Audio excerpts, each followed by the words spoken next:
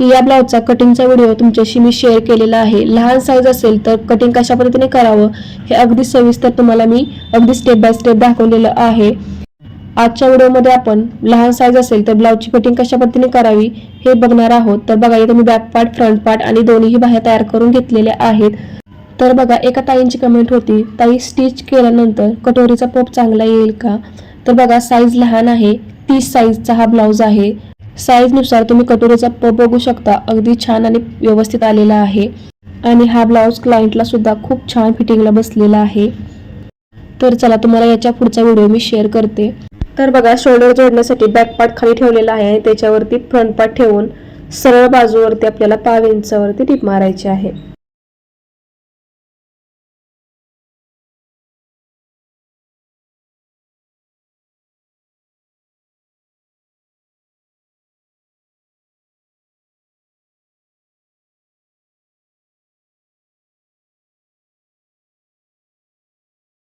तर बघा, सरळ बाजूवरती आपण 5 इंचावरती दोन्ही शोल्डरवरती टिप मारून घेतलेली आहे। आता उलट्या साईडने आपल्याला दोन्ही पार्टना शोल्डरवरती 5 इंचावरती टिप मारायची आहे। यामुळे शोल्डरची फिनिशिंग खूप सुंदर येते आणि धागे वगैरे निघण्याचे चान्सेस सुद्धा राहत नाहीत। तुमच्या जर ब्लाउजचे शोल्डर उतरत असतील तर गळ्याच्या साईडने अर्धा इंचावरती आणि ज्या साईडला आपण बाही जोडतो त्या साईडला 5 इंचावरती अशा पद्धतीने शोल्डर जोडायचे आहेत। त्यामुळे काय होतं, शोल्डर खांद्यावरती छान पॅक बसतात, खाली उतरत नाहीत। तर हे बघा, एका साईडला मी टिप मारून घेतलेली आहे। आता सेम ॲज इट इज आपल्याला दुसऱ्या साईडला सुद्धा पार्ट या पद्धतीने उलटा करायचा आहे आणि उलट्या साईडने आपल्याला 5 इंचावरती टिप मारून घ्यायची आहे। शोल्डर जोडत असताना शोल्डरला नेहमी डबल टिप देऊन घ्यायची आहे।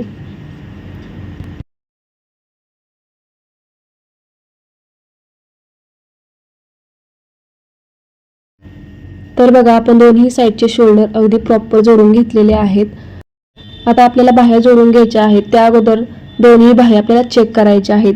बाह्या दोन्ही तयार करून घेतल्यानंतर म्हणजेच अस्तर जॉईन करून घेतल्यानंतर आपल्याला या पद्धतीने दंडाचा भाग एकावरती एक ठेवायचा आहे आणि वरच्या साईडने मुंड्याच्या साईडचा भाग जो आहे तो सरळ आहे का हे एकदा चेक करून घ्यायचा आहे। खालीवर असेल तर ते एकसारखं व्यवस्थित कट करून हा भाग सरळ करून घ्यायचा आहे। आलं लक्षात? बाह्या जोडण्यापूर्वी बाह्या चेक करायला विसरायचं नाही।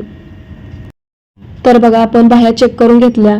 आता बाह्या तर आपण चेक करून घेतल्या, पण ज्या भागाला आपण बाही जोडणार आहोत तो भाग सुद्धा आपल्याला चेक करायचा आहे। तर बघा, आर्महोलचा भाग आपल्याला एकदा चेक करून बघायचा आहे।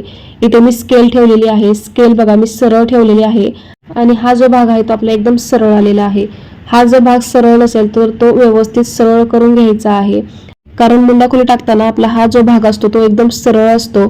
तर स्टिचिंग करताना सुद्धा तो भाग एकदम सरळच पाहिजे आणि त्यानंतरच बघा, मध्यावरती आपल्याला या पद्धतीने बाही ठेवून बाही जोडायची आहे।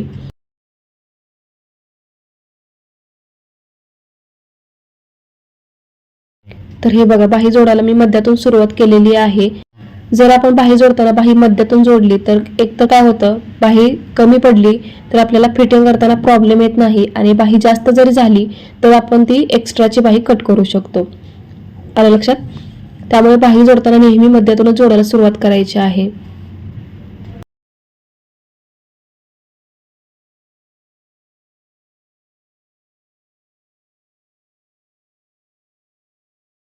तर हे बघा, बाही जोडून घेतलेली आहे। आता जी एक्स्ट्राची बाही आहे ती आपल्याला कट करायची आहे। तर हे बघा, या पद्धतीने एक्स्ट्राची बाही कट करून घ्यायची आहे। आता दोन्ही पार्ट एकावरती एक ठेवून आपल्याला सरळ बाजूने 5 इंचावरती टिप मारून घ्यायची आहे।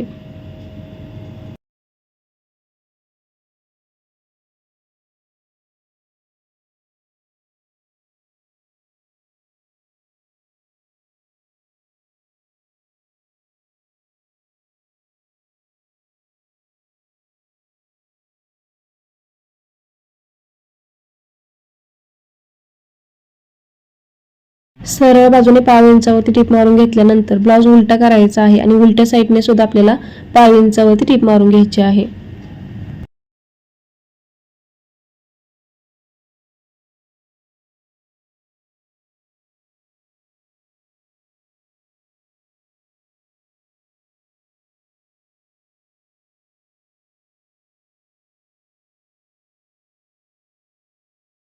तर हे बघा दुसऱ्या सुद्धा साईडची बाही मी जोडून घेतलेली आहे आणि सरळ बाजूने 5 इंचावरती टीप सुद्धा मारून घेतलेली आहे. आता दुसऱ्या साईडला सुद्धा आपल्याला 5 इंचावरती टीप मारून घ्यायची आहे आणि यानंतर आपल्याला फिटिंगची मापे टाकायची आहेत.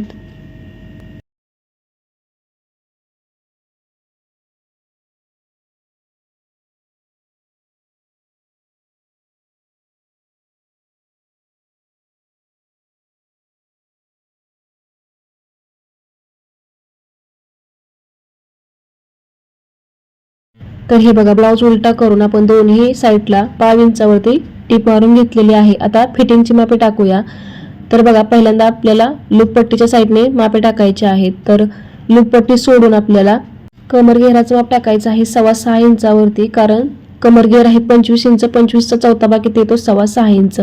तर 6.25 इंचावरती कमर घेर टाकून घेतला. त्यानंतर छाती घेराचं माप टाकायचं आहे. छाती घेर आहे 30 इंच, 30चा चौथा भाग किती येतो 7.5 इंच. तर 7.5 इंचावरती एक मार्किंग केलं आणि दंडगेर आहे 4.5 इंच. तर 4.5 इंचावरती एक मार्किंग केलं. एकदा दंडगेर व्यवस्थित चेक करून घ्यायचं आहे. तर हे बघा आपण कमर घेराचं, छाती घेराचं आणि दंड घेराचं माप टाकून घेतलेलं आहे. आता पुन्हा एकदा मी मापे चेक करून घेणार आहे. तर हे बघा कमर घेराचं माप चेक केलं, छाती घेराचं माप चेक केलं आणि दंड घेराचं माप सुद्धा चेक केलेलं आहे. आता या पद्धतीने आपल्याला पाठ सरळ करायचा आहे आणि स्केलच्या मदतीने आपल्याला या पद्धतीने सरळ लाईन आखून घ्यायची आहे. हे बघा फिटिंगची लाईन एकदम सरळ आलेली आहे.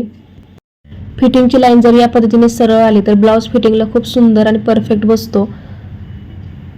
आर्महोल मध्ये किंवा काखेमध्ये अजिबात घोळ वगैरे येत नाही. आता बरोबर या लाईन वरतीच आपण टीप मारून घेऊया.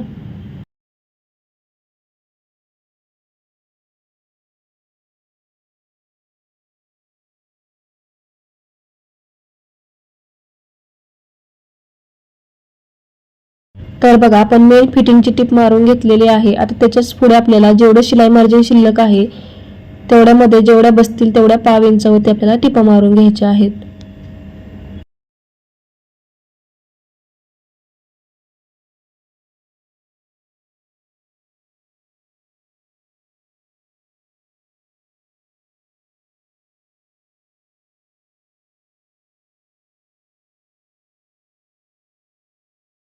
तर हे बघा जेवढं मार्जिन शिल्लक होतं तेवढ्या मार्जिनमध्ये जेवढ्या बसतील तेवढ्या टिपा आपण इथे मारून घेतलेल्या आहेत. आणि तुम्ही बघू शकता एका साईडची फिटिंग आपली अगदी प्रॉपर झालेली आहे. तुम्हाला सरळ बाजूने दाखवते. फिटिंगची लाईन तुम्ही बघू शकता अगदी सरळ आलेली आहे. आता दुसऱ्या सुद्धा साईडची आपण फिटिंगची मापे टाकूया. आता ही जी आपण मापे टाकणार आहोत ते आपण हुकपट्टीच्या साईडने टाकणार आहोत, त्यामुळे आपल्याला मापामध्ये हुकपट्टी पकडायची आहे. तर बघा कमर घेर आपल्याला टाकायचा आहे 6.25 इंचावरती. त्यानंतर छाती घेर आपल्याला टाकायचा आहे 7.5 इंचावरती आणि दंड घेर टाकायचा आहे 4.5 इंचावरती. तर हे बघा आपण तीनही मापे टाकून घेतलेली आहेत. आता स्केलच्या मदतीने आपल्याला सरळ लाईन आखून घ्यायची आहे. हे बघा थोडंफार ॲडजस्ट करायचं आहे या पद्धतीने आणि सरळ लाईन आखून घ्यायची आहे. समजा तुमचे तीनही पॉईंट एकाखाली एक येत नसतील तर तुम्हाला पुन्हा एकदा मापे चेक करून बघायचे आहेत. तुम्ही जी टाकलेली मापे आहेत ती बरोबर आहेत का हे एकदा चेक करायचं आहे. बऱ्याचदा छाती घेराचं माप हे कमी जास्त होत राहतं, त्यामुळे फिटिंगमध्ये प्रॉब्लेम येतो. तर छाती घेराचं माप पुन्हा एकदा चेक करायचं आहे, म्हणजे तुमचे तीनही पॉईंट अगदी एकाखाली एक येतील. तर हे बघा मेन फिटिंगची टीप मारून घेतलेली आहे. आता जेवढं शिल्लक शिलाई मार्जिन आहे तेवढ्या मार्जिनमध्ये बसतील तेवढ्या टिपा मारून घ्यायच्या आहेत 5 इंचावरती. तर बघा मग ब्लाऊजचे शोल्डर जोडण्यापासून ते ब्लाऊज फिटिंग करेपर्यंत तुम्हाला अगदी स्टेप बाय स्टेप मी या व्हिडिओमध्ये दाखवलेलं आहे. त्याचबरोबर याच ब्लाऊजचं तुम्हाला संपूर्ण कटिंग मी शेअर केलेलं आहे. नवीन शिकणाऱ्या ताईंना सहज लक्षात येईल एवढी सोपी पद्धत तुमच्याशी मी शेअर केलेली आहे. तुम्ही जर कटिंगचा व्हिडिओ बघितला नसेल तर नक्की एकदा कटिंगचा व्हिडिओ बघून घ्या. बऱ्याचदा लहान साईज असेल तर फिटिंग करताना प्रॉब्लेम येतो. ब्लाऊजची फिटिंग परफेक्ट येण्यासाठी तुम्हाला कटिंग सुद्धा परफेक्ट करणं खूप गरजेचं असतं, त्यामुळे कटिंगचा सुद्धा व्हिडिओ एकदा बघून घ्या. तुम्ही फिटिंग बघू शकता ब्लाऊजची अगदी प्रॉपर आलेली आहे. तुम्हाला आजचा स्टिचिंगचा व्हिडिओ कसा वाटला मला कमेंट करून नक्की सांगा. व्हिडिओ आवडला असेल तर लाईक करा, शेअर करा आणि असेच इन्फॉर्मेटिव्ह व्हिडिओ बघण्यासाठी चॅनलला सबस्क्राईब करायला मात्र विसरू नका. आणि हो, सबस्क्राईब केल्यानंतर शेजारी जे बेल आयकन आहे ते सुद्धा नक्की प्रेस करून ठेवा. पुन्हा भेटूया असेच एका इन्फॉर्मेटिव्ह व्हिडिओ सोबत. तोपर्यंत बाय.